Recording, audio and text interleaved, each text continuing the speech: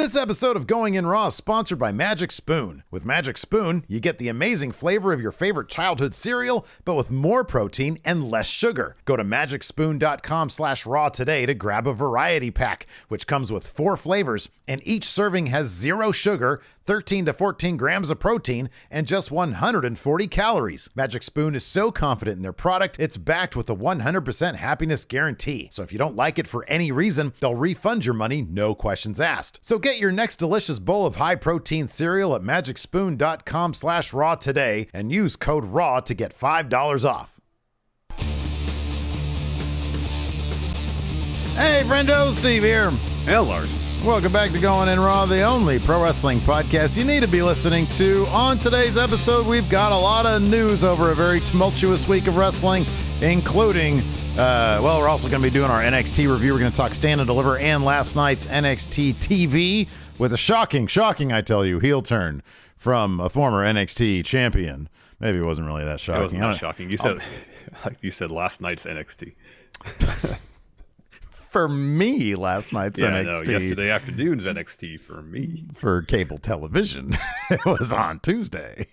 Stand and Deliver was a long time ago. Oh, yes. We're going to talk about that, but we got a lot of news to get through, including we got later on in the show, Paul's going to call in. I'm assuming it's going to be Paul this time, Larson. You better hope so. Oh, ultimatums and threats here at Going In Raw. Fool me once, shame on you. Fool me twice. You won't fool me again, Steve. You got that right, man. So he's going to call in and preview what seems to be a Triple H edition of SmackDown. We're going to talk about that in just a moment. We also got news on the return of Randy Orton and the original plans for the WrestleMania main event. We're going to talk about all that stuff. But first, of course, the question on a lot of fans' minds right now is whether we're going to get Triple H's vision for WWE tonight on SmackDown, or if Vince, God damn it, is going to tear up the script right before the show and drop another turd like this past Monday night's Raw.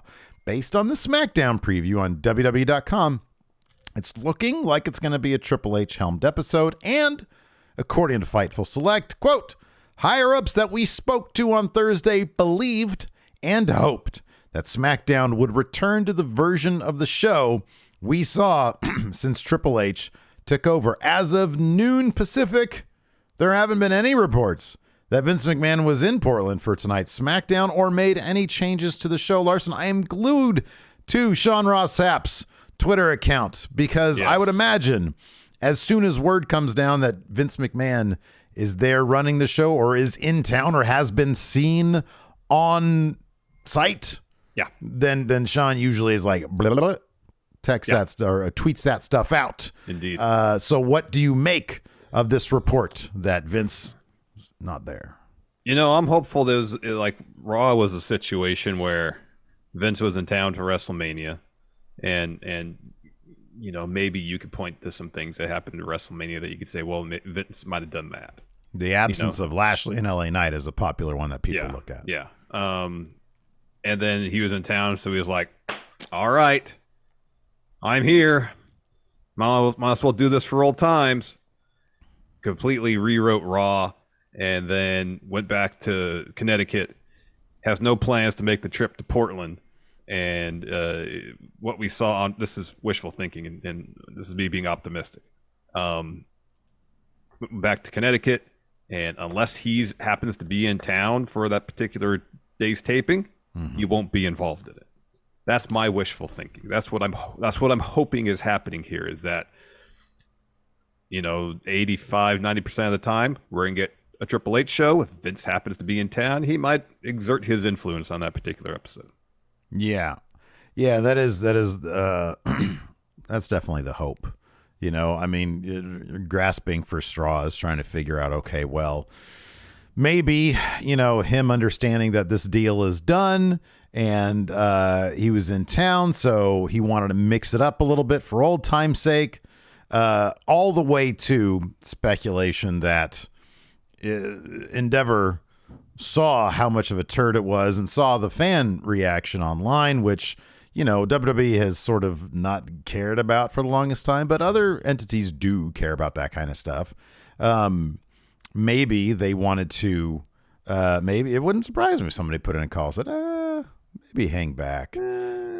Perhaps, maybe. Yeah, but I have no idea. I have no clue. idea if maybe that would be super condescending, and people in that tax bracket don't do that to each other. I don't know, man. I don't know. But yeah, hopefully what we get, because like as of I think yesterday or the day before even, there was a SmackDown preview. Yeah, yesterday we checked and it's still there. Everything that was there yesterday is still there, including Triple H addressing the crowd at some point during the show. I would imagine he's gonna say something similar to what he said on Monday. He'll allude to the deal with Endeavor and try to reassure fans, the product that you see now at no point will alter or change. Yeah, I get this, because here's the thing. It's still, although WrestleMania at this point feels like a month ago, it's still only the Raw and SmackDown after Mania. So I always got the feeling that they would sort of continue on the thread from, the idea that, this is the kickoff of the new season. And where Raw failed miserably to do that, I do get the idea that what Triple H's statement was sort of like an important blanket thing that deserves to be on both shows. I'd be kind of surprised. I've seen speculation that, maybe they're going to announce a draft, or maybe there's going to be something in terms of, combining actually physically combining the titles for the Universal title. And then maybe they'll kick another one over to Raw, like a different title, a new one that's been created, perhaps. I would love for it to be something beefier than, we're not going anywhere. I don't know. That was such a confusing thing anyways, because, I know that there was the news about Endeavor, basically doing a merger with WWE, but I never really got the feel. I don't know how they could have interpreted that as people feeling WWE was going to be going somewhere. Maybe they thought that they wanted to allay fears that WWE was going to be because it's going to be under like a different umbrella. Yeah. It would be a completely different thing. Well, maybe it was a situation where people hear in the news that Endeavor has acquired WWE, or there's a merger, and people are like, oh, what's going to happen to my beloved WWE product? Is someone else going to start booking this stuff? And well, the answer, seemingly based on Monday, was yes, but that's someone else's Vince, not Triple H. Right, but yeah. Triple H just going out there and trying to, as you mentioned, allay fans' fears. No, people that are here are going to remain here. What would be, I think, obviously one telltale sign that Vince is like texting, in on how to run SmackDown. One sign, of course, would be if the matches that are announced here don't happen, or there's like a bunch of changes to that. Max Dupree showing up might be one huge sign that Vince clearly is back, or even maybe the absence of LA Knight. Or if Karrion Kross gets the helmet back. And the suspenders. Man.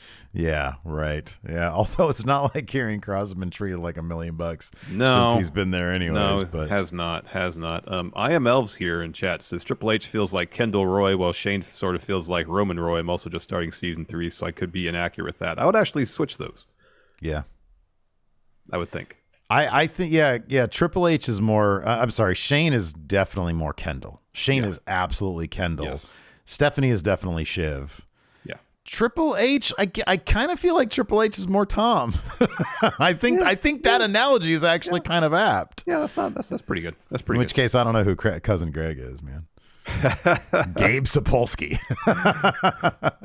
I don't know. I really don't know. Logan Sampson here on YouTube says, would love if Vince was nowhere to be seen, and then Triple H goes out to do his promo, comes back, and Vince is in his chair.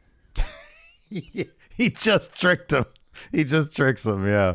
Let's see here. We got a couple super chats before we dive into the next story here. Logan. Speaking of Logan Sampson. Yeah. Oh, yeah. And then Guardian Ape says, how does Triple H react if the crowd starts chanting "Fire Vince" during his speech? He'll have that little smirk on his face. Yeah. He won't say anything about it. He'll move on, but yeah. Yeah, he'll move on. Smirk. He'll have that little smirk on his face. He'll smirk.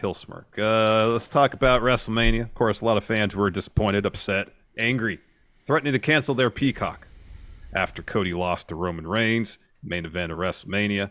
But, got us to thinking, what was the plan going into the home stretch of WrestleMania season, the road to WrestleMania? Yeah. Was Cody supposed to win at one point? Was Roman Reigns always supposed to win? Well, in the latest edition Wrestling Observer newsletter, Dave Meltzer has our answer. This is what he has to say. Quote, Reigns winning was always the plan, although it was kept secret and almost nobody knew. That's interesting. It's interesting they could keep that hush-hush. Yeah, this, again, if you go back, and this is why I should have put some channel points on, I couldn't put channel points on Roman, but I think that does inform why I put only 1,776 on Cody, because I was like, The Rock was supposed to lose to Roman Reigns at WrestleMania, which meant they were going to keep this going, and they're not going to do stuff just, oh, well, Cody's the hot hand, let's just go with him now. I don't think that's the current booking philosophy, at least under Triple H. But I will say this. It wasn't just so much Cody's the hot hand, let's put the belt on him. It was the story they were telling that I think led a lot of people to believe. It's one thing for Cody to be super over and sell a lot of merch, which apparently he is still selling a lot of merch.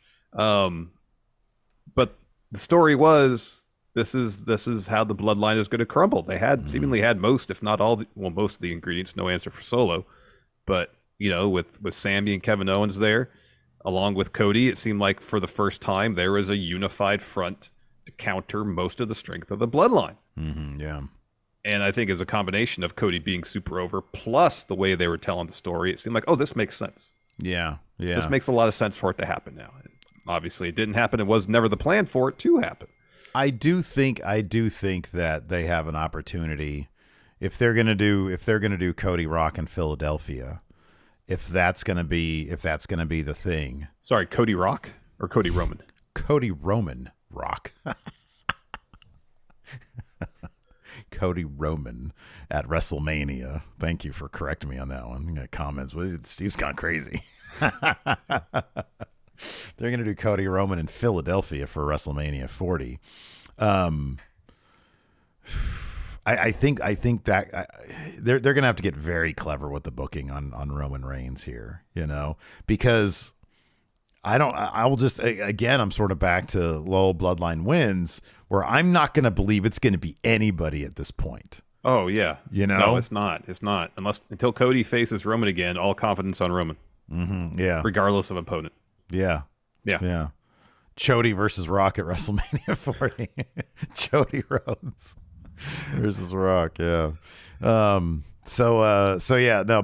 again, they've had 3 really, really spectacular big matchups with Roman Reigns in Drew, Sami, and now Chody. And they've had us believing, I never believed Sami, but they had a lot of people believing Sami would be the guy at Elimination Chamber. I believe Drew was going to be the guy. Yeah, there's a chance there, yeah. And then it ended up not even being Chody at WrestleMania. I don't know how they're going to keep that up. Really don't. I don't know how they're going to make me believe that the next person could possibly be the guy, until WrestleMania 40, until that. But I don't know if they find a way to craft Jay versus Roman at SummerSlam, and I'm just throwing that out there because they could do Orton versus Roman at SummerSlam. I'm not going to believe Orton's going to do it.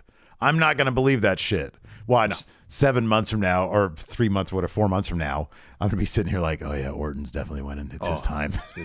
Orton, he's going to, his 14th title, 15th title, it's a shoe-in. 10 definitely his Friendo time. Keith Orton. 10 back from injury, you got that huge pop when he returned. 10. If they can get me to believe it's going to be Orton, then hats off, but you're not going to get me to buy into that again. Let's talk about Cody's next feud, that being with Brock Lesnar. Fightful Select reported yesterday, Thursday, that particular feud was planned ahead of WrestleMania, well ahead of WrestleMania, with Brock being informed of the plans, including details of the turn itself, about a month ago. Yeah. So this, of course, would predate at least any public acknowledgement, I believe, that Vince was involved in creative on anything beyond an advisory level. Yeah. This isn't shocking. Look, if the idea was, it plays into what you've been saying the whole time too, is that Cody needs some adversity, and him losing at Mania and then taking on Brock Lesnar, that's pretty heavy stakes against Cody on his road back to getting the title. Let me ask you something here. Yes, man. Cody should lose his first match to Brock. If that's what you're asking. No, that's a great, that's, it was not my question, right. but I think that's a cool idea. What would it take for you to get the appropriate amount of stakes against Cody on his road back to WrestleMania, and B, buy into the idea that he's out before he gets back in it? Because that's sort of the thing. If he just if he loses to Brock, we know he's going to win against Brock. If he enters the Rumble at 1, guess what we know he's going to do? Win the Rumble. What would it take to get you to doubt Cody? Because that's what they need to do. That's what storyline stakes are. We have to doubt that this guy is out of it before he gets back in it. Well, I mean, the first step, he should lose to Brock and then have Brock disappear for a little while. And so Cody has to sit with that loss. Yeah. And then after whatever feud is next against whoever it is, whether he comes out of the winning end of it or not, he needs to struggle. Like, there needs to be struggle to get victories. You know, hell, a bit of a crisis of confidence type deal, if you will. You know, he came back from his injury thinking, basically, I'm a shoo-in to win this title. Nothing's going to stop me. I have Owens and Zayn have my back.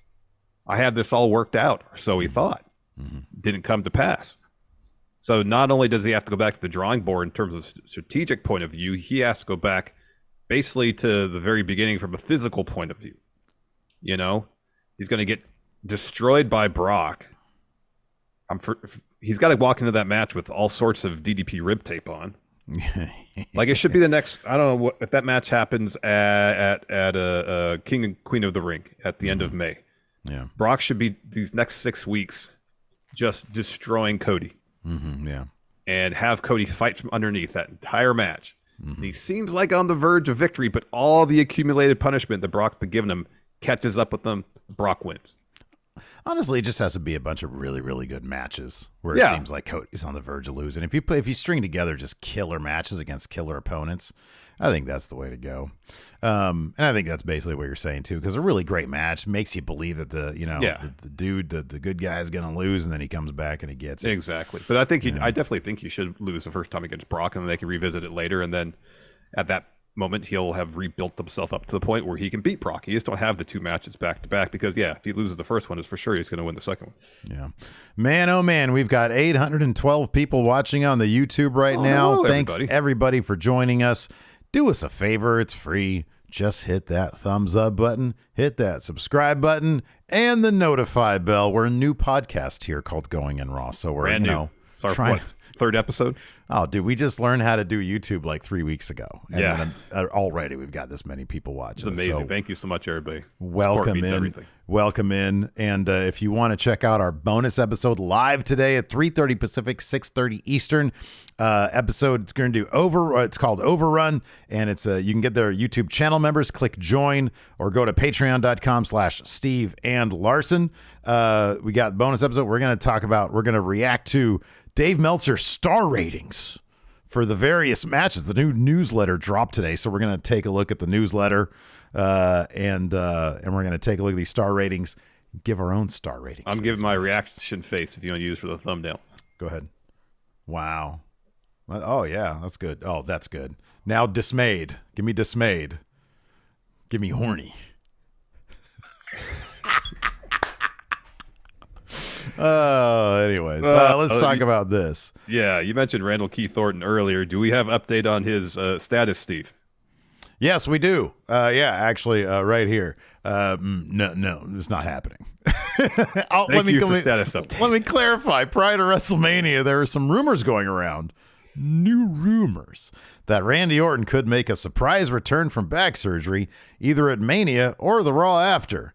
But according to the latest Wrestling Observer newsletter, quote, those at WWE noted to us prior to Mania that Orton's back injury was nowhere close to allowing him to return to in-ring action. He probably saw that Vince McMahon was back running Raw, was like, oh God, it hurts. Oh, I think it's out again. Yeah, it's out again. Yeah. It's almost a year. It was last May, wasn't it? Wow. His last match. So coming up on a year. Wow. I mean, he was saying that all those RKOs he's been doing for 20 years, been really doing a number on his back. So yeah, if you had the nature of the surgery, or if you had to have fusion and the number of fusions he had to have, it could take a while to come back from that. if Randy Orton needed, if he was like, look, man, my back can't handle, 5 RKOs, every week, between house shows and whatever else. He don't really do house shows. But if you only had like 4 RKOs a year, each of the big 4 pay-per-views, what would be his secondary finish? Well, you bring the punt back. Is the punt a legal move? Like, they don't really let him do it much anymore. Right. Within the context of wrestling, that wasn't the thing where he had to like wait till the ref turn around, right? Oh, maybe. I don't know. I mean, people get kicked in the head all the time. Yeah, right? That's what a super kick is. On a downed opponent, though. Because the punt was on a downed opponent. I know it's not with a running start, but you do like quad kicks. You got the stomp. Okay. Yeah. But quad kicks, you grab the person by the head and kick him in the face repeatedly. Oh, yeah, McAfee used it. Okay. I don't know. It's been a while since he used that on a regular basis, so I forgot. I was never really a huge Orton fan back in the day, to be honest with you. Anyways, we got some super chats here. Actually, let's go ahead and pay some bills first, Larson. Let's do it. Then we'll do some super chats. Let's take a break here. Get to work from our sponsor, Magic Spoon. Steve. Yes. Maybe this is the case with you too, but ever since I was a kid, I have absolutely loved cereal, and honestly, I still eat a lot of it today. Same. But as I've gotten older, I've realized that I got to watch out for all that sugar and all those empty carbs. My body just can't handle this stuff like it used to when I was younger. Nah, man, I hear you. And I got to tell you, Magic Spoon has all the flavor of your childhood favorites. But get this, with less sugar and more protein. Right now, if you go to magicspoon.com/raw, you can get your hands on a Magic Spoon variety pack.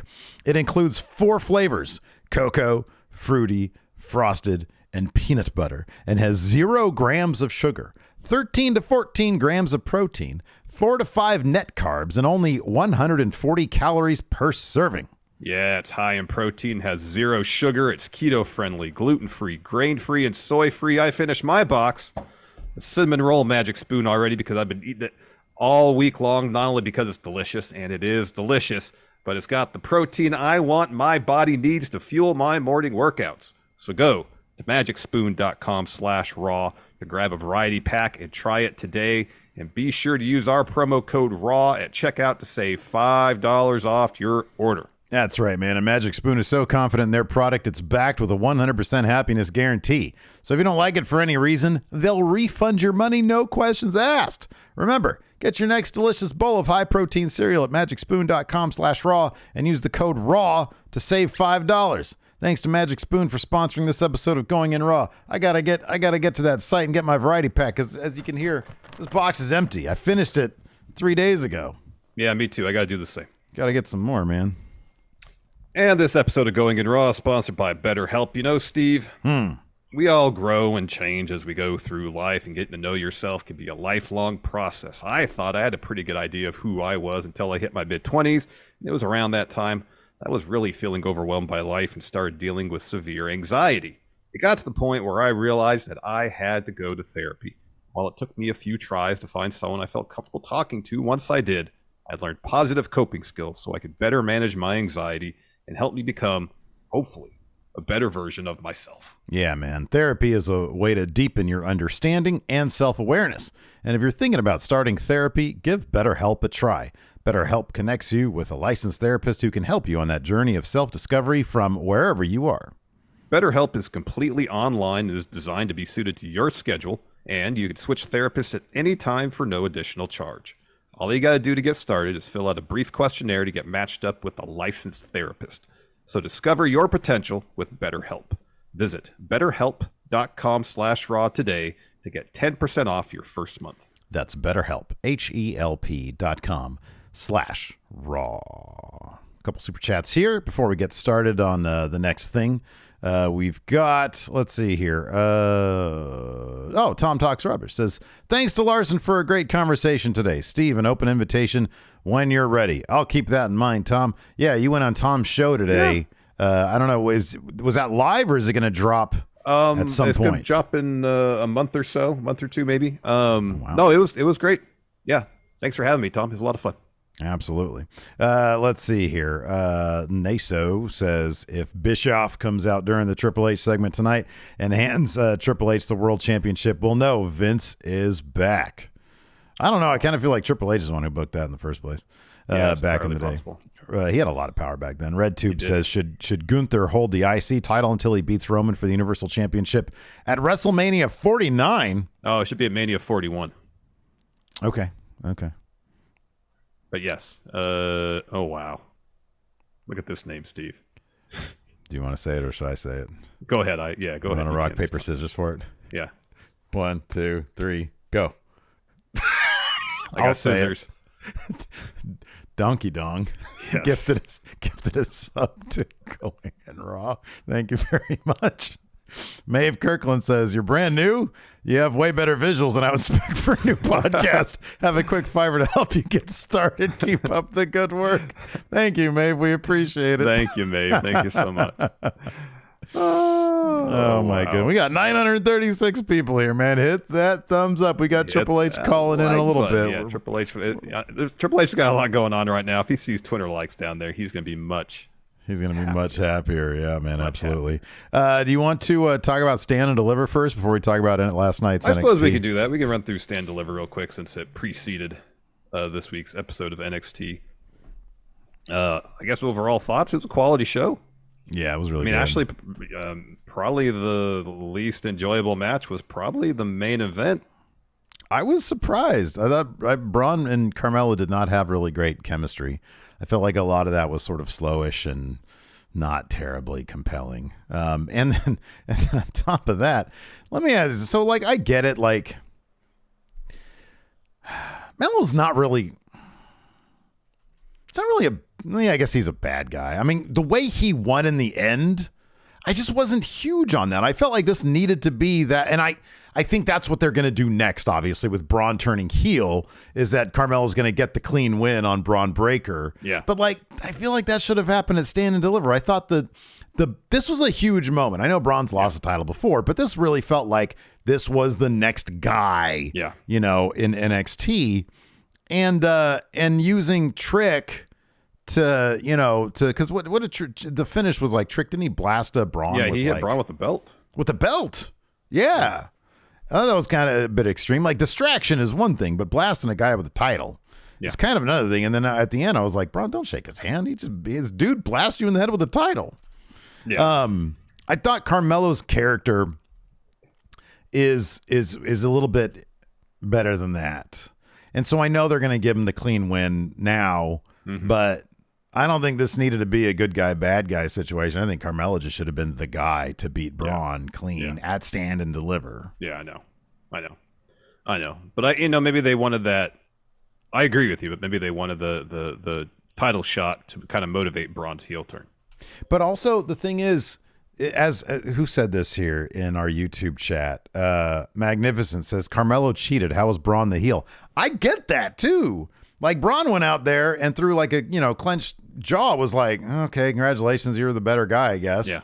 And then he leaves, and Carmelo's like, hey, wait, come back here. I want to shake your hand.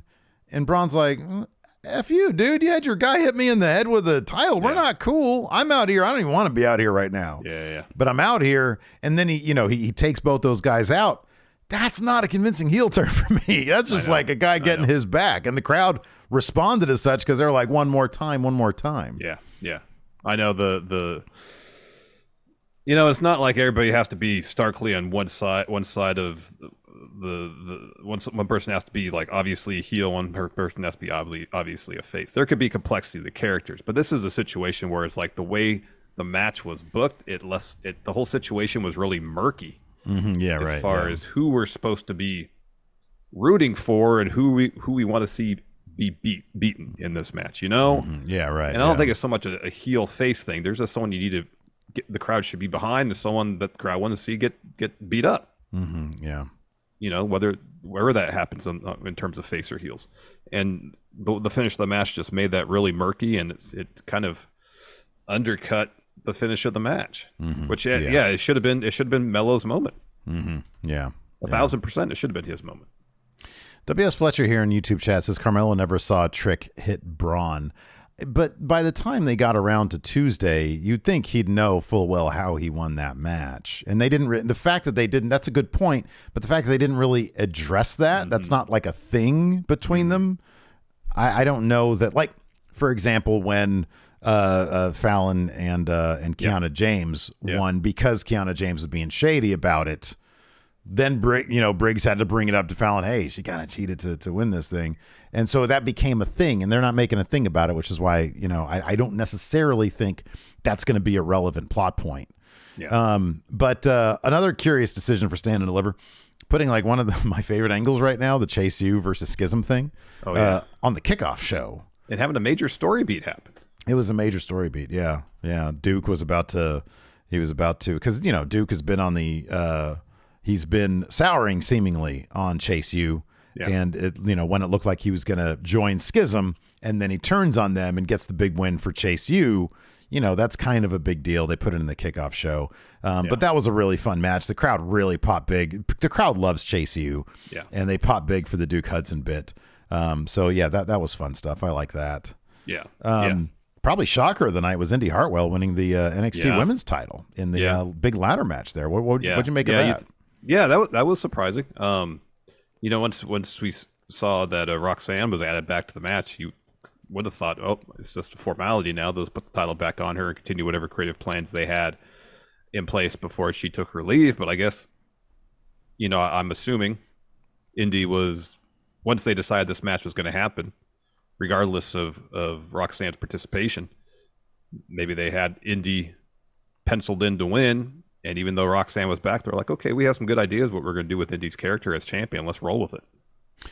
Yeah, I hope so. I hope that's the case. I had suspected, I think in our predictions, I had sort of theorized this and go one of two ways. Either Roxanne needs more time because, mental health is the type of thing where, you don't know how much time a person needs. Yep. And I believe when she talked about it on the show, I believed it. I think it's probably a real thing with her. Yeah. Yeah. But she was able to get through the match, and everybody had a spectacular performance. It was a really fun match. It was really good. And but just kind of surprising if they weren't going to go with Roxanne. You got Gigi, I think Gigi's going to be a big star at some point. Yeah. You've got Zoe Stark, who could easily be champion like right now. Mm-hmm. Tiffany Stratton has come so far and is in such firm control of her character. She could have easily been champion. I think the only other name that I would be like, I'd be surprised if that happened was Valkyria. Yeah. But yeah, Indy winning. I think it's awesome. She's been there so long, hasn't been called up, even though I think that she really should be. Mm-hmm. And so hopefully this, rejuvenates her character and they give her something to do. Yeah, I hope so. Kind of interesting how they had her beat Zoe Stark as sort of a counter to the finish. And then she just gets right out of town. And I wonder if that's going to be her thing, is because she's not like the winningest wrestler recently in NXT. She's lost quite a few matches. And so I'm glad that at least they didn't book her. Sometimes they'll give somebody the title and all of a sudden they're dominant. They can just beat anybody. It kind of doesn't make any sense because they didn't do that before. So I like that they continued that thread on NXT this week. Yeah, same. After that, let's get right into it, I suppose, the tag team title match. Creed's taking on Tony D and Stax against Gallus. Saw Joe Coffey return to help Gallus win after Stax covers Mark. He pulls Stax out of the ring. He's looking for a discus clothesline. Then Tony pushes Stax out of the way and eats the discus clothesline from Joe.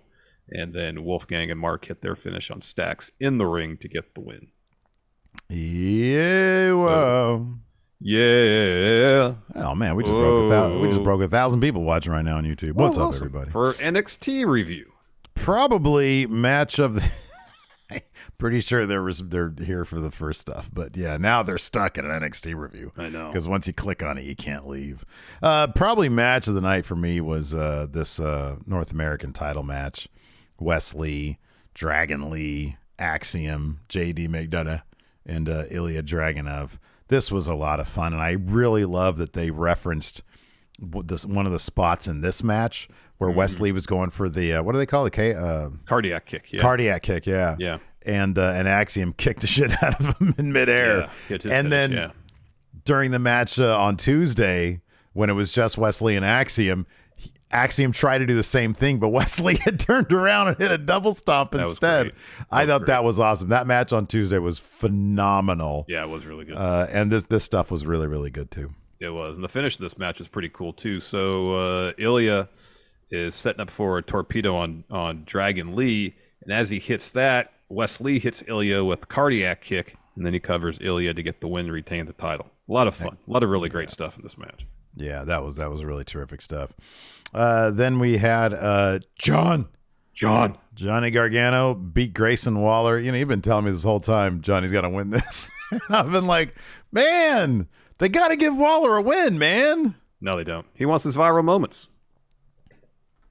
You can't lose all the big matches, though. Come on. Well, Grayson Waller can't, Steve.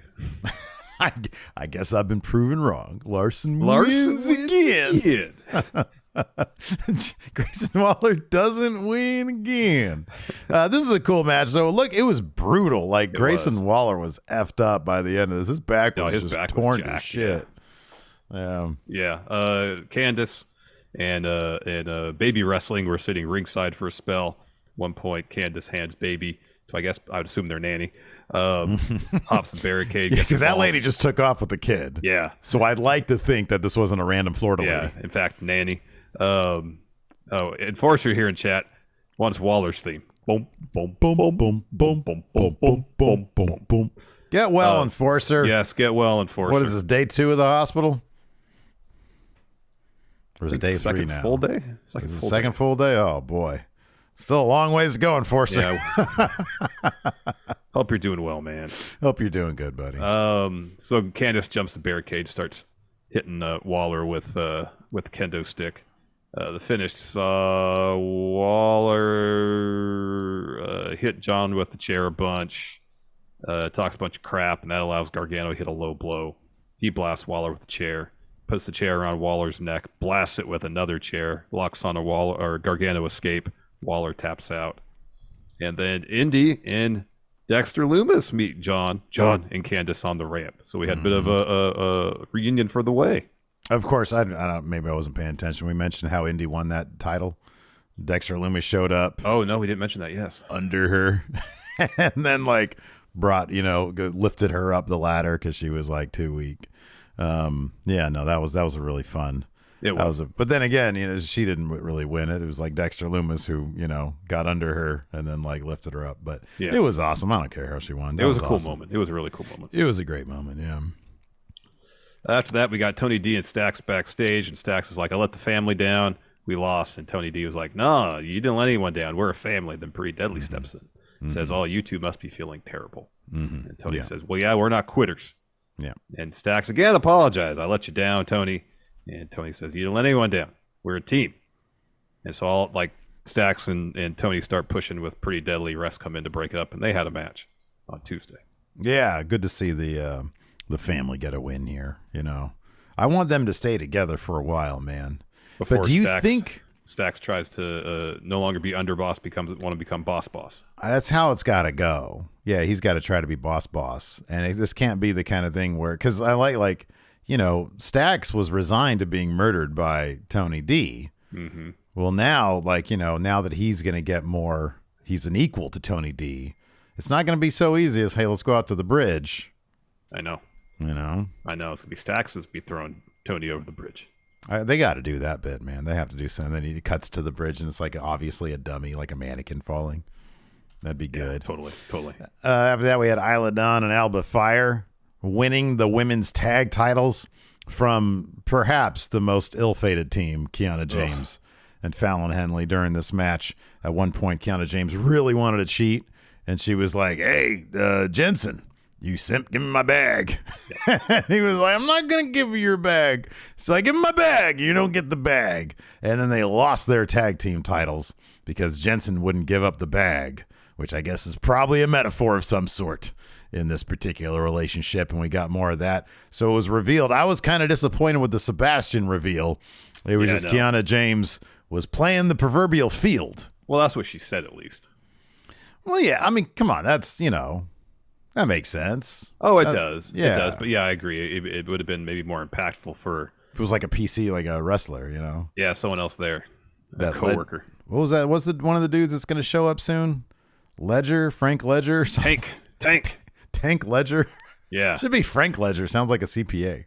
Yeah, Frank Ledger. I'm Frank Ledger. You need me to do your taxes? Yeah. We're getting really close to the deadline here. And then he'll say, "Let me be Frank." And he'll look at the camera. Camera will zoom in on him and smile. Yes. Let me be. Okay. Yeah. Larson wins again on that one. Larson wins again. Let me be Frank. Oh my goodness.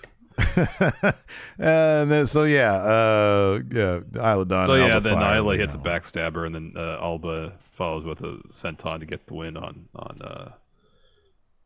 I guess it was Kiana. Yeah. I'm just trying to do something. Says Sebastian, just Zion Quinn. It's my real name, Sebastian. I'm the X Factor. Anyways, after that we had the main event. Carmelo Hayes defeating Braun Breaker thanks to. Yeah, this match was kind of slow. It was like not as dynamic as I thought it was going to be. I think Carmelo Hayes, I'm like, oh, this guy's a 5-star match guy. Even Meltzer only gave it 3.25. What a pedestrian rating there for Stand and Deliver. Well, I mean, you got to remember that Braun Breaker's the other person in the ring here. I know, but man, when it comes to like matches with really good people, like that triple threat, I know 2/3 of the match was Ilya and Jordan Devlin. Yeah. But Braun was in the match, and he was holding his own with those guys. Yeah, I know, but that's two people that work a really fast pace, so he kind of has to fit in with what they do. Yeah, that's true. You know, when there's two of them and just one of him. Mm-hmm. In this situation, it just seemed like a pretty typical Braun Breaker match. It did, yeah. Which, not the most exciting. We know that Carmelo Hayes could put on awesome bouts, so. Mm-hmm. But yeah, there was a ref bump, and then Trick slides in the ring, hits Braun with the title. Puts Melo on Braun for the cover. Ref comes to, counts the pin. Braun kicks out. Then Melo's looking for a springboard. Braun catches him, looking for a press slam, which Melo reverses into a code breaker and then hits his finish for the win.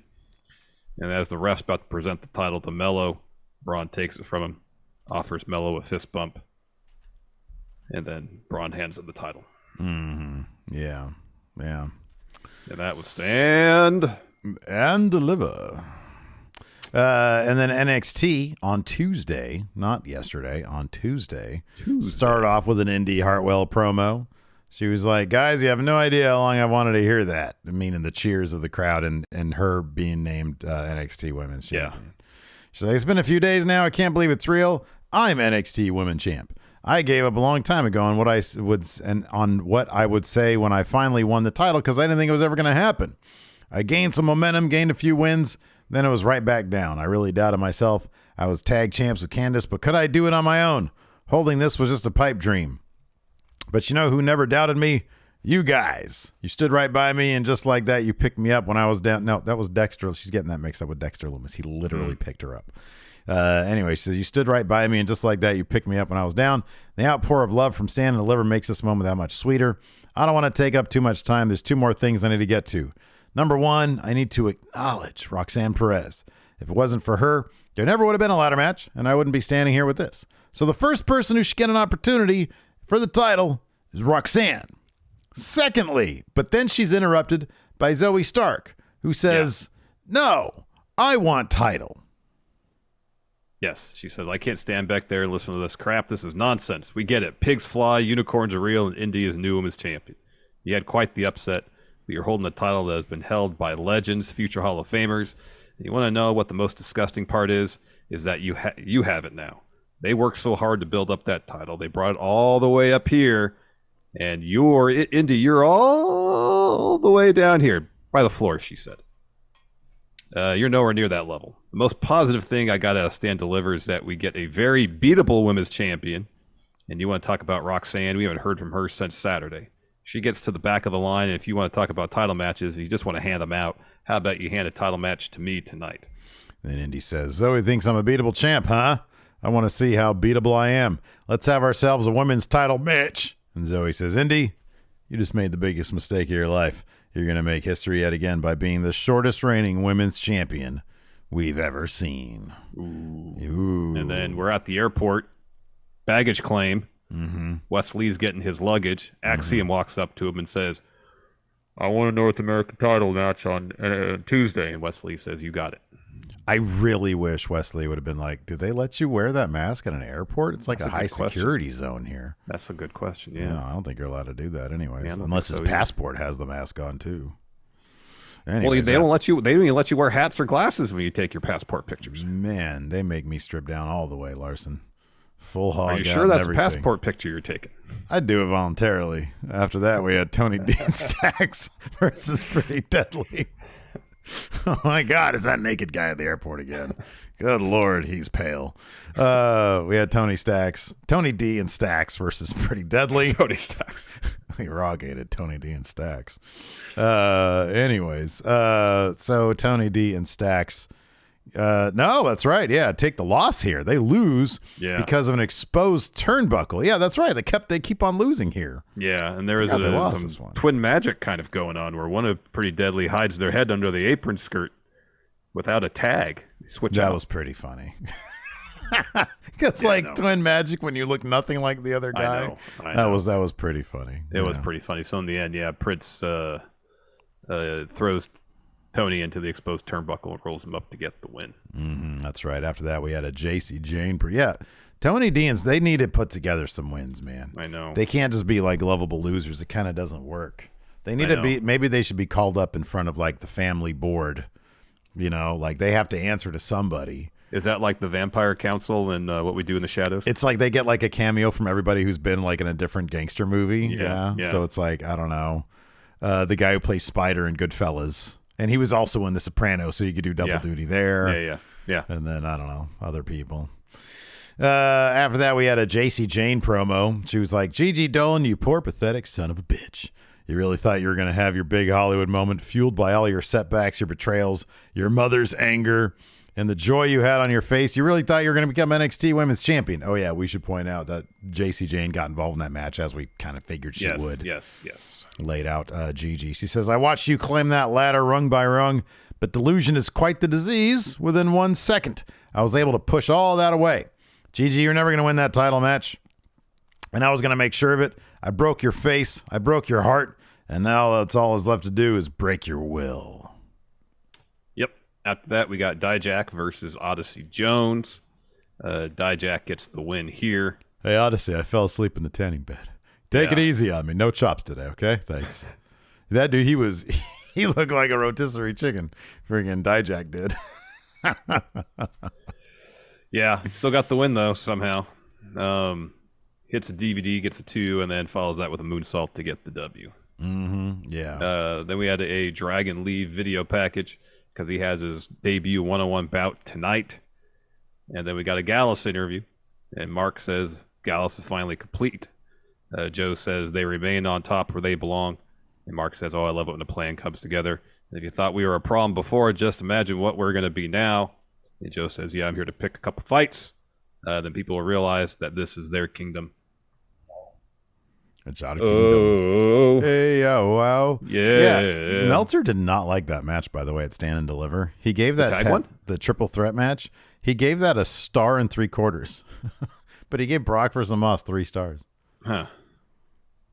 Yeah, I don't know. I don't know, man. Maybe he put a hot dog in the microwave and it blew up during that match. He was pissed off. Maybe.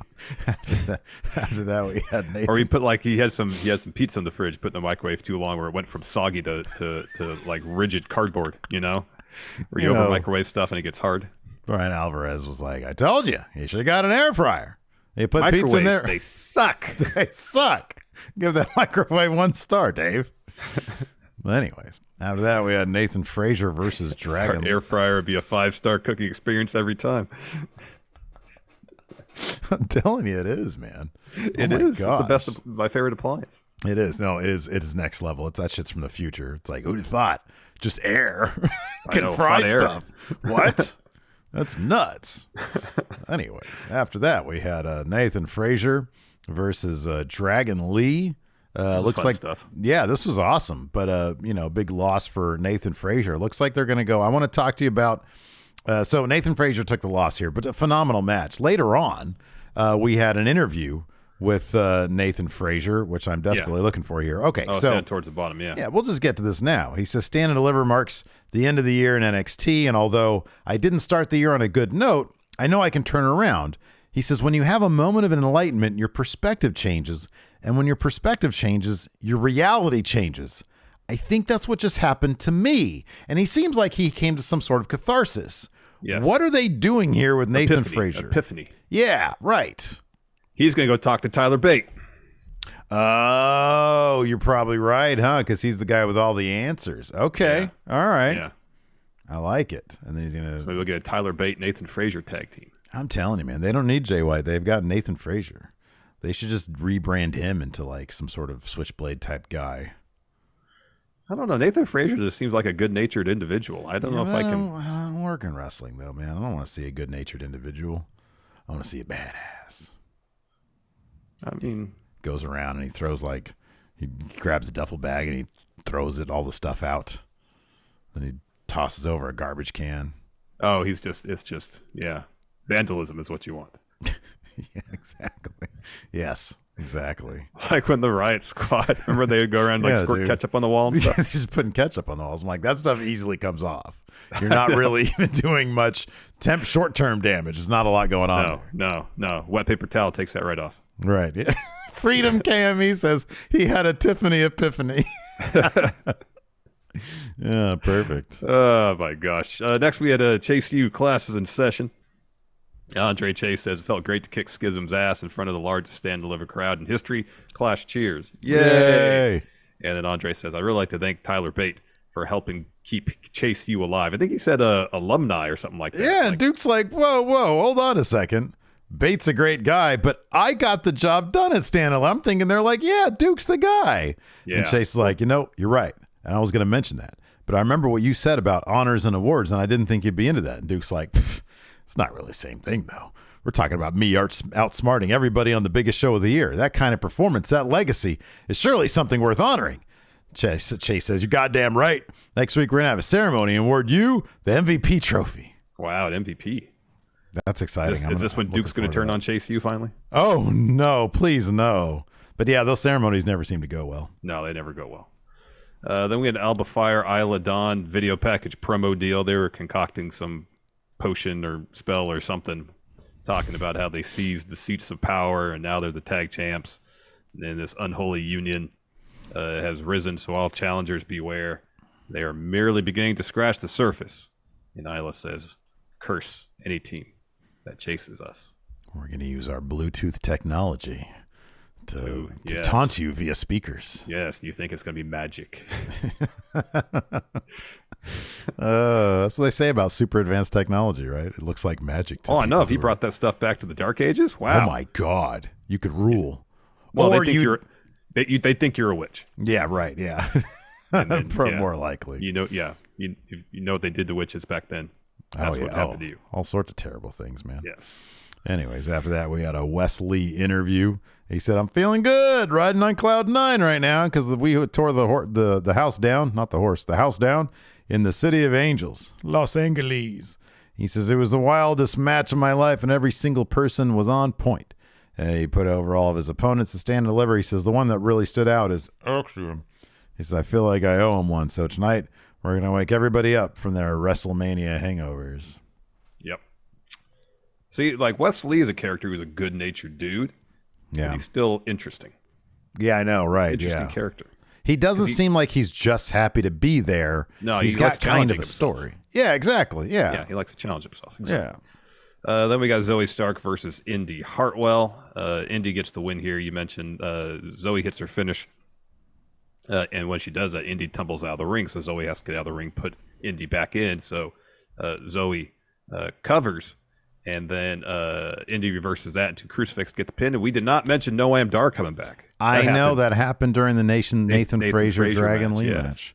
I've got the Heritage Cup, but not anybody can challenge for it. I'm gonna decide. And then he was just sitting ringside, just unimpressed with all the crazy things they were. I'm so happy No Am Dar's back. Me too, man. We need to get Supernova Sessions immediately. Yes, the best talk show in wrestling history. It really was. Supernova Sessions. And so after Indy gets the win, she's posing in the ring. Then Tiffany Stratton walks to the ramp, points at Indy, does discount double check. She wants the title. And then Cora Jade's back. She attacks Indy from behind, drops her a double underhook DDT. She picks up the title, holds that up. Yeah, and Tiffany Stratton was out there. She was like, what the heck? Like, I thought I was the bad guy here. Like, I did discount double check. You don't get to, but maybe she should have been in the ring instead. So then we had Jensen and Kiana backstage. This is my favorite story, man. So Jensen's like, hey, man, I'm sorry for not stepping up and Stand and Deliver. And Kiana's like, when I asked for my bag, you handed it to me. I needed you and you weren't there for me. What's going on? And then Fallon and Briggs step in, just stirring the pot. And Fallon's like, why are you yelling at Brooks? Is it because he didn't want to cheat while you were cheating on him? And Brooks is like, what? You were cheating? Are you cheating? It's like, look, man, I was playing the field. Did we ever state we were exclusive? Nope. But things changed when we shared our first kiss. So I thought I could trust you. But after Saturday, it's not true. I can't trust you. I thought what we had was special. I'm going to go hook up with Sebastian now. She didn't say that, but that was the sort of subtext. Yeah, that's the insinuation, yeah. And then Briggs and Fallon are like, oh, man, I'm sorry we're terrible friends. And Brooks is like, exclusive. I should have thought of that. Stay out of my relationship. And then he leaves, and Fallon's like, man, we're just trying to help. And Briggs is like, man, you guys got a tag title rematch next week. It's going to be a lot of fun. Let's go drink. I need some booze in me, Fallon. Let's go to your dead bar. Pipe in some crowd noise. Yeah, I could have some free alcohol while your bar's struggling to stay open. Exactly. So he's like, let's go to the bar. I'm going to stop off on the way to the liquor store and pick up some booze. She's like, no, we have. There's beer there. Yeah. No. It's a lot cheaper if I go to the liquor store and just bring it to the bar. I get 6 for $10 instead of 2 for $10 at your place. Then we're in the parking lot. Lyra Valkyria walks up to Cora Jade and says, welcome back. I'm not here to dwell in the past. I'm focused on the future. You can't escape fate. And then she walks away. Cora's about to beat up on Lyra Valkyria. Yeah. And then we had Ivy Nile versus Tatum Paxley. May I ask, were you surprised that Ivy Nile took the win here? Because I was. She takes a lot of losses lately. Yeah, lately she has been losing a lot, but that was as tag team with Tatum Paxley. Now that team's no more, maybe she get back to her winning ways. I was happy to see this win. She's phenomenal. I really like her. Yeah. Her Dragon Sleeper's really cool. Yeah. And that's what she used to win this match. Tatum Paxley sort of being rebranded as like generic heavy metal lady. Like she has sort of like some Blair Witch type font for her name in her thing, and it's kind of a metal theme. So yeah. That's cool, I guess. I don't know. I still wouldn't be able to pick her out of a lineup. Like, they're like, hey, one of these, it's like, tell the truth. I'm Tatum Paxley. I'm Tatum Paxley. I'm Tatum Paxley. Which one of these is Tatum Paxley? I would not know. I'd be like, she's got the most generic thing going for her. So maybe. Maybe she really leans into Metalhead. Mm-hmm. Yeah, Hesher. She gave her those vests like you have. Yeah. Oh, a metal vest. Yeah, absolutely. Yeah. Should be a Hesher. That's cool. Yeah.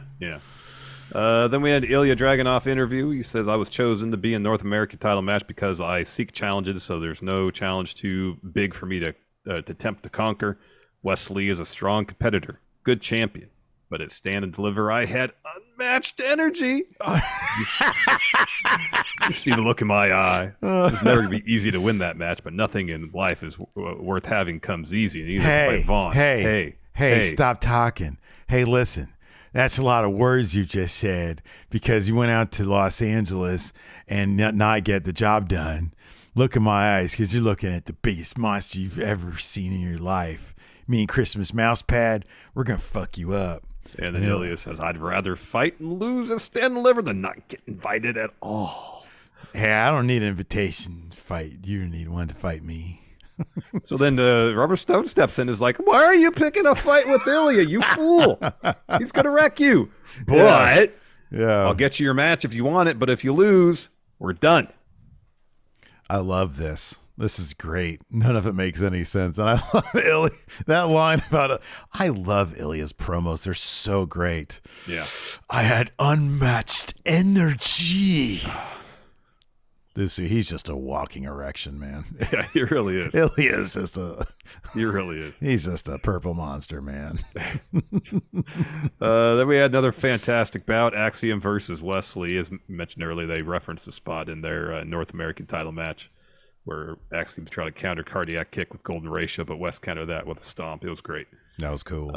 In the end, Axiom's calling for a golden ratio. Lee slides under it and hits a cardiac kick to get the win. So he takes his leave after they shake hands and stuff. And then a message from Scripps for Axiom shows up on the Tron. This was great. This was awesome. So yeah, message for Script shows up, and there's like, do you notice like his Tron? Because they've got like the full arena Tron with like a bunch of different pictures, and it was just a bunch of different. It was like a bunch of video game poses of Scripts doing all this shit, and then so yeah, he's like, so Script, yeah, it's like, I've got a message for you, and it talks for like a good minute or so, and says, but keep in mind, I'm watching you. And Scripps comes flying into the ring, and Axiom catches him with a super kick. It was great. And the crowd starts laughing their asses off, and Axiom's like, I'm gonna expose you, fool. He chumped that fool out. That was amazing. The shit out of him. He did. That was great. He kicked the shit out of him. Oh, that was awesome. Yeah. The match should be a lot of fun, though. Then we had that Nathan Frazier interview we talked about earlier. Then we had a video package for 3 debuting NXT superstars. Tank Ledger. Frank Ledger, man. It's Frank Ledger now. Let me be frank. Let me be frank. Danny Palmer and Oba Femi. Oba Femi looks like a big dude. Yeah. I think they said he's like 6'10" or something like that. Oh, wow. He's like main roster size. I don't know. Yeah. I have no idea anything about this guy, but he's got that big. If he's like a big dude who can move, he's gonna go places, man. Yeah. He's gonna go places. Yeah. Maybe not as far as Frank Ledger, your local CPA. Let me be frank. Yeah. And then we got our main event segment. Carmelo and Trick come to the ring. Steve, do you want to be Mello or do you want to be Braun during this? Yeah, be Braun Breaker, of course. Right. So Mello and Trick kick things off, and Mello says, hey, Trick, the biggest stand and deliver of all time in Los Angeles, in the house that Kobe built, and I was balling in that. And then Trick cuts him off. Says, you did stand, you did deliver. And Mello says, 18 months in the making, it was worth it, because now there's no question who the man is, because I am the NXT champ, and I am him. And Trick says, I got you one better than that. This is the him era. And Mello says, I like the sound of that. Since day one, I stopped chasing championships and started attracting them. I had my eyes in that number one spot for 18 months, and it wasn't handed to me. I took it. He says, this is a celebration and all. I don't want to kill the vibe, but for every great champ, there is a great opponent. If it's okay, I like to give Braun his flowers for a moment. He deserves it. Braun's one of my greatest opponents, and the build up to this match wasn't the same Mello character that you're used to. I had to give Braun his respect. I meant that. I respected Braun.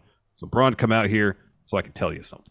Yeah, so Braun does. He's looking a little forlorn, but he shows up. Yeah. Mello says, a stand deliver, we brought it to each other. And at the end of the match, you presented me with this title, and that was really cool of you. You didn't have to do that. So I'm going to put it like this, man. I don't know what your future holds for you, but I'd like to say on behalf of me and everyone here in NXT, thank you. Listen, man, I appreciate that. That title holds great legacy. There's always comes a time when the champion loses to the next guy in line. It's my job to pass the torch in the most respectful way, yeah. Champion did it for me, which is why I did the same for you. I don't know what's next for me, but I'm going to leave you with this. NXT is just as much about the superstars as about them, the NXT universe. We listen to you guys. We hear the Mellow chants. It's my honor to congratulate you. Give it up for the new NXT champion, Carmelo Hayes. So Mello holds up the belt, and Braun's about to leave, and Mello's like, well, come back. Offers his hand, wants to shake his hand. So Braun shake my hand, get a friend, get a dog. Gives Mello a hug. And then Braun raises Mello's hand, then drops him with a huge clothesline. Ooh, it was a stiff one, too. Yeah, it was. Hits Trick with the press power slam, and then follows with a spear on Mello. That is correct. High Plains Drifter with a super chat says, Dumpster Champ impression is my favorite. So what does Braun need to do to, like, make this more of an actual heel turn as opposed to he's just pissed off that he got whacked in the head with Trick in the title?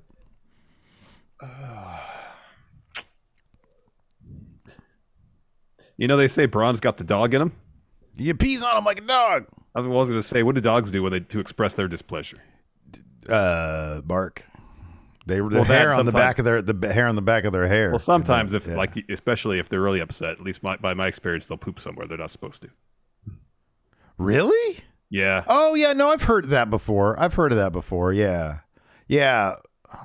How about this? He chews up furniture. There you go. Yes. Mello walks in to the locker room and Braun's there. He's got there's the wooden bench. He's like, or even better, he catches Braun. He's chewing on the leather strap of the NXT title. Oh, that's good. Yeah. I'm leaving my mark here. I'm not happy about what you did. And they pipe in dog noises. Oh Anyways, my god. According to Meltzer, they piped in crowd noise during the tag match. The triple threat tag match. Really? That's what it says in the Observer. Who knows? He's probably just still finding reasons to talk crap about it. He's still bummed out about his hot dog blowing up. Yeah. You just get an air fryer, 5-star cooking experience, Dave. It'd be 6 stars if that was a Tokyo air fryer. Yeah, Dark Dank Lucha says Braun should poop in the ring like an untrained puppy. I mean, there's times where like we'd be doing something, and Zoe we still had Zoe. She wanted attention, and I turned around. Yeah, it's right in the middle of the floor. Wow. Yeah. Yeah. No, especially when she was a puppy. When she was a puppy, man. Yeah. Gypsy she just barks at me. She just like we'll be out there and I'll be like, would you just lay down? She's very possessive. So like if me and Lacey are just hanging out late at night, like in the living room, Gypsy, she'll literally start like, cause we're in here all day together. She's like back there sleeping right now. And like, if I go out there to see Lace, she'll just start barking from the couch. And then eventually with a big huff and puff, she'll get off the couch and come in and her tail's wagging. She'll come up to the couch and she'll like grab the remote control because there's like the little holder right there. Yeah. And she'll just put it on the ground and look at me and bark. I'd be like, you are such a turd. It's a regular. She does it like almost every night. Wow. And it's really funny. So I don't like check her on it. Yeah. I just go give her some food because she's also food driven. Yeah. Much like her father. Anyways, let's answer some questions. Let's answer a few questions. Yeah. I got a what's this called? Patreon up with some questions. I assume you have YouTube, yes? I do have YouTube in a moment here, but I'm getting it. All right.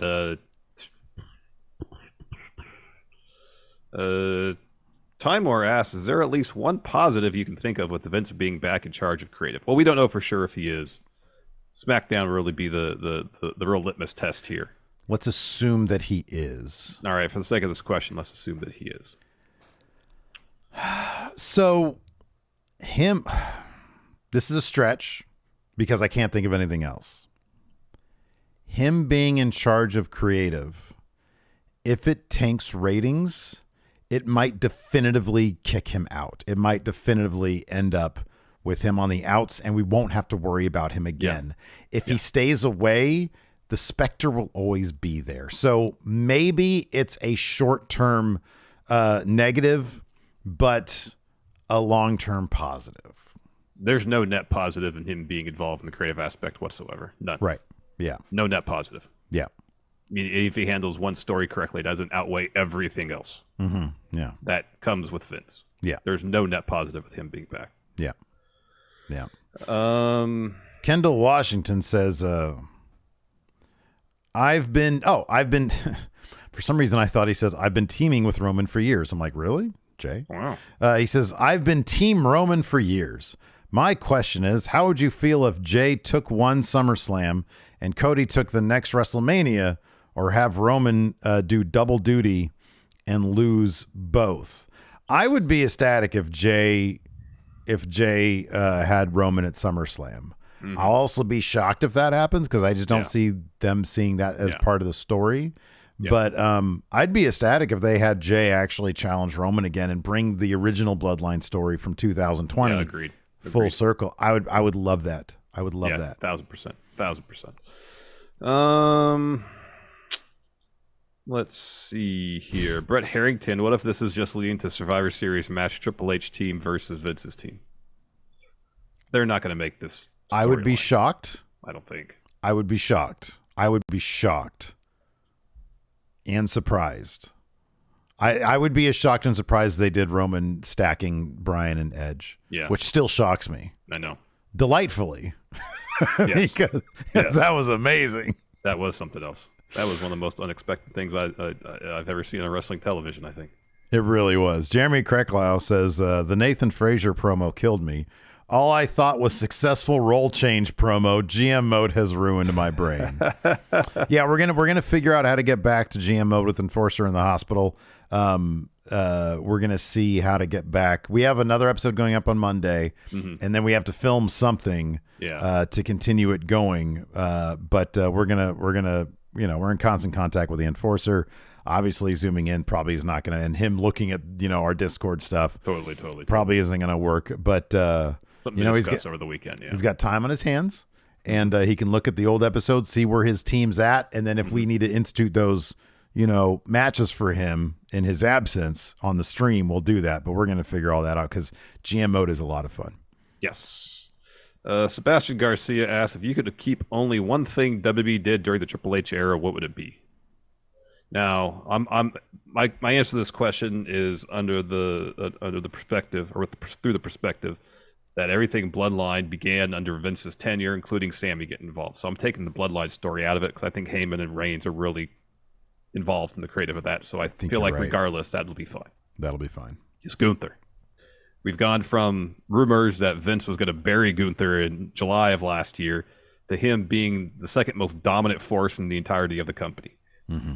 And that's how it should be. Mm-hmm, yeah. He should be booked like that because he's incredible. He just got his second 5-star match in less than a year. Mm-hmm. I think he has 5 5-star matches since he got hired by WWE, and that's the most than anybody in WWE ever. Yeah, right. One individual. 5 5-star matches for Gunther. He's one of the best wrestlers in the world. He should be booked as he's being booked now. A dominant force. I'll go a different direction. I'll say Judgment Day. I think under Triple H, they have been sort of changed into exactly what I wanted to see from them, with Finn really leaning into sort of the Prince Devitt type stuff. Dom and Ray's story has been great. Rhea's been booked perfectly as a character where she wasn't under Vince. Priest is Priest. I still feel like they can give him a little bit more to do. Yep. But no, the Judgment Day, I want them to keep whoever is doing the Judgment Day stuff, allow them to continue that stuff because I really love Judgment Day. Yep. Carlos here asks, under the new Vince creative, who are the top stars for Vince? Go back to a year ago. Who were the top stars a year ago? Those are people Vince will push to prominent positions. Who were the top stars a year ago? Who was the guy? He didn't do anything with the mid-card. I mean, it's another thing. Like, he didn't do shit with the mid-card titles. The Theory pushed hard. It would be Brock, of course. Roman still. Mm-hmm. Lashley to a degree. Lashley was always used pretty well. Yeah. Like I said, there's no positive with Vince coming back. Mm-hmm. Christian Wamba Although, says, I mean, it would be great to see Lashley actually pushed more because he's been kind of like spinning his wheels. I agree. Push Lashley more. Christian Womble says, as children of the 80s, will you guys be seeing Barbie? I haven't seen any of this stuff. I mean, probably not because I don't go to the movies anymore. Yeah. I haven't really seen... I mean, I know Greta Gerwig's doing it, so I assume there's some take on it that's just not... The first trailer was really funny. I haven't seen the latest trailer. Yeah. I think it's probably going to be a wildly fun movie. Like everything, like Cena's in it, Ryan Gosling's in it. I think it looks like a really fun movie. I haven't watched the latest trailer. I haven't seen any of the trailers for it. So, but the first teaser was really good. Like the premise of the question, as children of the 80s, I don't care about Barbie. I don't play with Barbie. I didn't have a Barbie. My sister was 3 years older than me. She wasn't into Barbies. So I have no connection to that. Now, if they did like a Mask movie and it looked cool, because I was big into Mask back in the day. Then I'd be into that. I'd consider another He-Man movie, perhaps.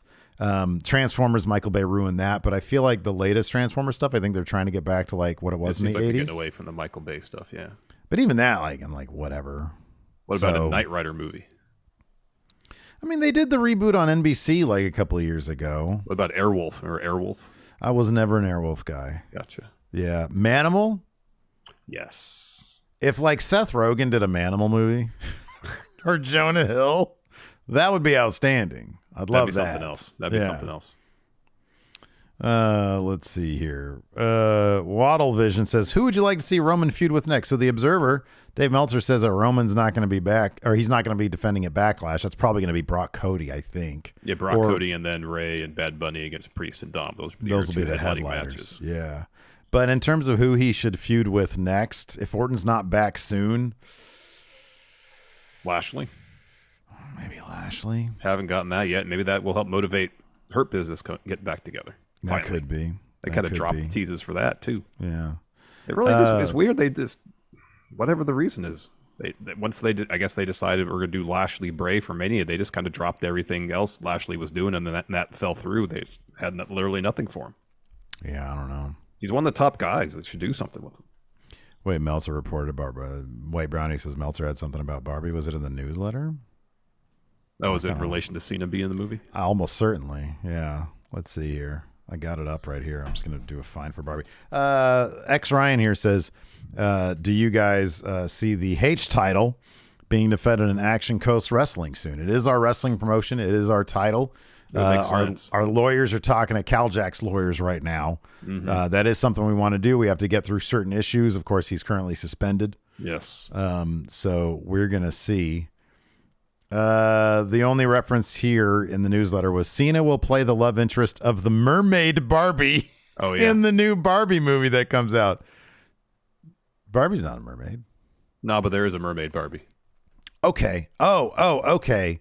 So he's not like, because Ken is the love interest of Barbie. Yeah, but in the Barbie universe, I guess there mermaids exist. Okay. Oh, okay. And then Michael Forbes says, how will Vince taking control back benefit AEW? Simple. AEW wins again. They keep booking Dynamites like the Dynamite we had Wednesday, except they do a better job of debuting Jay White. Yeah. They'll be fine. Mm-hmm. Especially once basketball season comes to an end. Yeah, right. Do you have any more questions? Of course I do. Alex Foster says here, so in kayfabe, what does Stone do for Vaughn that he should worry about losing? His taxes. But then Frank Ledger shows up and he's like, let me be frank. Yeah, let me be frank, Vaughn. Your books are a mess. Hey, I'm a big monster, but I'm also $50,000 in IRS debt right now. Can you help me, Frank Ledger? Oh, it's a tall task, but let me be frank. Dun, dun, dun. Perfect. Patrick Kennedy says, do you guys think they'll do Rhea versus Bianca sooner rather than later, do a title unification since women's title is the only title left that hasn't been unified? I mean, they certainly teased it. They did. Maybe that's Mania 40, that match. Do you think that like that tease is they're going in the direction of like they like one dominant world champion and they're going to do the same thing for the women? Possible. It is possible. It's totally possible. I mean, if they're going to do that, they need an Intercontinental Championship for the women. They have to do. Yeah. And not even one, like two, like a U.S. and an Intercontinental or something like that for each brand. Yeah. Cruz here says, no question, just shout out to the Enforcer. Shout out to the Enforcer. Absolutely. Mayor Planet Houston says, what are some of your favorite wrestling matches you continue to go back to and watch again for fun? For me, it's not matches individually. I love to go back and look at mid-90s ECW and then sometimes like Nitros. Daylight Wrestling. Yeah, I love that Daylight Wrestling. It just gives me the nostalgia thing, It's like I love just looking at the time capsule and remembering the good old days. Yeah. End of an era. Kota Ibushi versus Nakamura at Wrestle Kingdom. Shawn Michaels versus Mankind at Mind Games. Those are just a few that pop in my head. Those are good ones, man. Talk about Norman Smiley versus Mike Awesome for the hardcore WCW title. WCW. Yeah. Andrew Connolly here says, my question is, what is your guys' favorite match that you saw live? Is it Young Bucks versus Kenny and Kota in Long Beach? Oh, that's by far probably the best match. Because that match was awesome. That was really spectacular match. That was really good. AJ versus Cena at SummerSlam 2016. That was phenomenal. That was really good. Phenomenal. So to speak. Yeah. Biggest moment for me was probably Seth cashing in 31. Easily. That was huge. That was so crazy. That was crazy. Yeah. That was crazy. Yep. So I get one more here. Uno más. Let me see. High Plains Drifter here asks, in a fantasy world, what company would you have Triple H buy? TNA, MLW, or NWA? Impact, I guess, instead of TNA. I'd go with NWA. It's like, it's not anything really of note right now. And I feel like just having that name and like the history of it and him being able, look, if he buys anything, he's going to get investors and he's going to pump a shit ton of money into it and run it like a big league deal and maybe, have an opportunity to steal some people away from WWE and AEW. Yeah. If he were to do it. And if that's under the NWA banner, there's already historical name recognition there. So if it's between all three of them, that's what I would go with. Oh, I'd go with Impact. You got a really good roster there already. Pretty damn amazing roster already. Yeah, that's good. And while the NWA, historically speaking, has name value of late, not much positive name value going on there. Good point. As opposed to Impact. Like, the only thing Impact really has working against it is that they don't really have a good TV deal. And if Triple H brought some of his friends with them, some of his guys to Impact, you tell me they wouldn't get a much better TV deal? Yeah, they would. You can keep Scott D'Amore there. Imagine the what Scott D'Amore and Triple H could conjure up together creatively. All right, man. You sold me. Once again. Larson wins again. That's a good note. Super chats here too. Oh, do we? Yeah. Sorry if I missed those. Oh, my goodness. Guardian Ape says, I imagine Triple H hates his dad-in-law at this point. Deep down, he probably just sees him as a fucking barrier to, fulfilling his density. Yeah. Lucci Game Studios here says Christmas Mousepad should be next to face Wesley. Hey. Hi. Speaking of which, High Plains Drifter with Super Chat says, Dumpster Champ impression is my favorite. Hey. Alberto Simas here, new channel member. Thank you very much for your membership. Joel B here says, I'm wondering if today's SmackDown will be a comparison show. Raw was Vince's way. Today's Triple H's. Maybe the higher ups will see which one's best.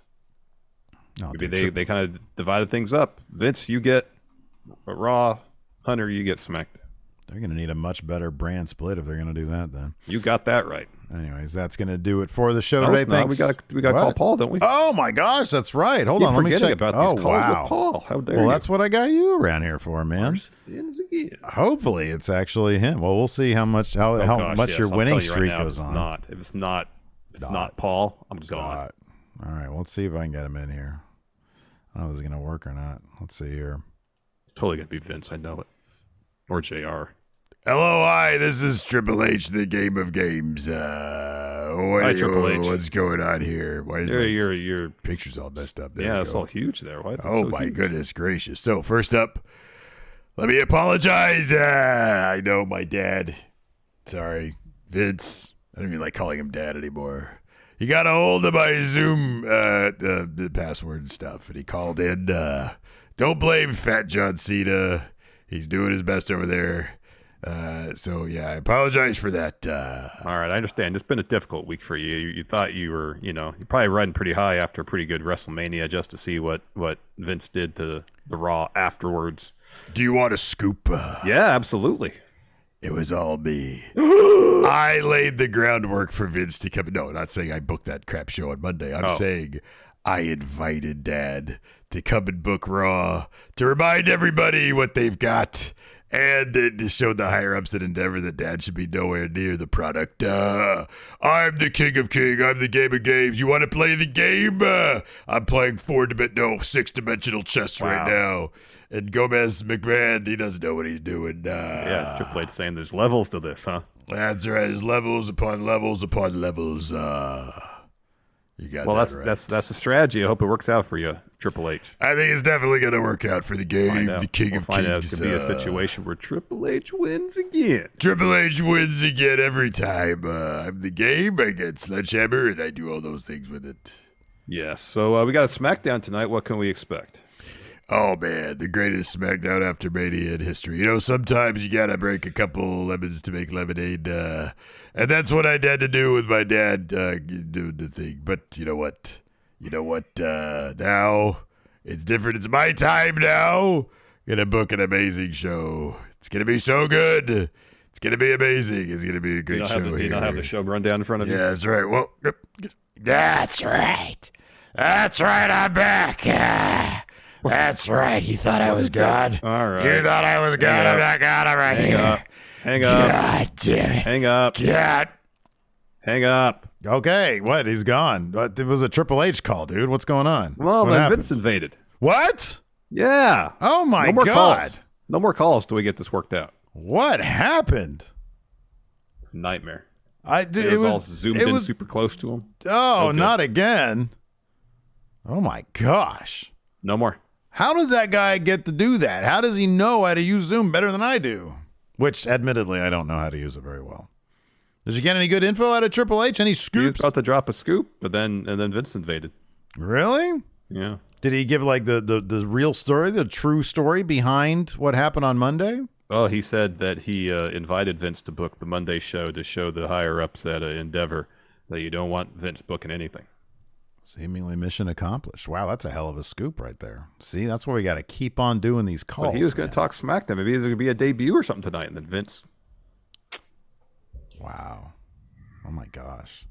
Well, that was unexpected and shocking. I'm going to try to get better at stopping that from happening in the future. All right. All right. So I hope so. Apologies again, but Vince is pretty savvy. He goes one way, you go in the other way. He jukes you, man. That was like a crossover, but digital, right? I guess so. Thought it was going one way and went the other way. Anyways, that's going to do it for the show. Thanks, everybody, for tuning in. We had a big crowd. Hopefully, I'll hit that thumbs up, hit that sub button, hit that notify bell. Till next time, we'll talk to you later. Goodbye.